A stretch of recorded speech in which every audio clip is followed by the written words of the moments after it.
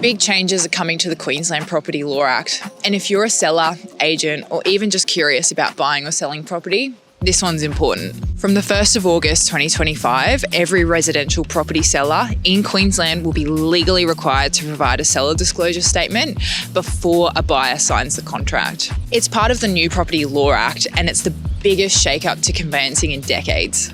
So let's break it down. What's changing, what you need to know, and how we're here to help you get it right from the start. So what exactly is the seller disclosure statement? It's a legally required document that gives the buyer a clear, upfront snapshot of the property, including things like easements, encumbrances, planning restrictions, notices, or disputes.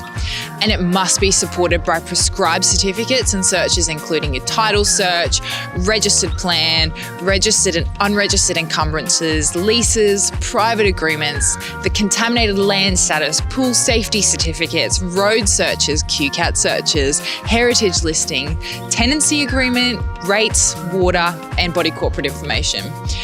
In short, it's a full disclosure package and it needs to be spot on before the contract is signed. Does it sound like a lot? It's because it is. So why the change? Well, up until now, Queensland has been a buyer beware state. It was up to the buyer to dig around and hope nothing got missed at the time of contract. But under the new regime, sellers must provide accurate, upfront information. And if they don't, buyers can terminate the contract at any time before the settlement and get their deposit back. No questions asked.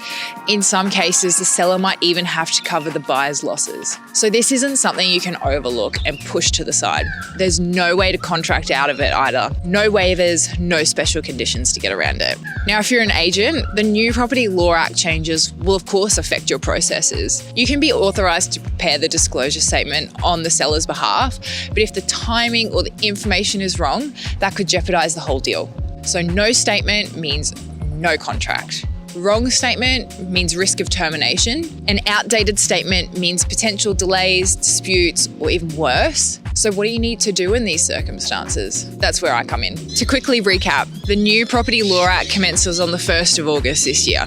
Every seller must provide the disclosure statement before the contract is signed. If the disclosure statement is wrong or late, a buyer can walk.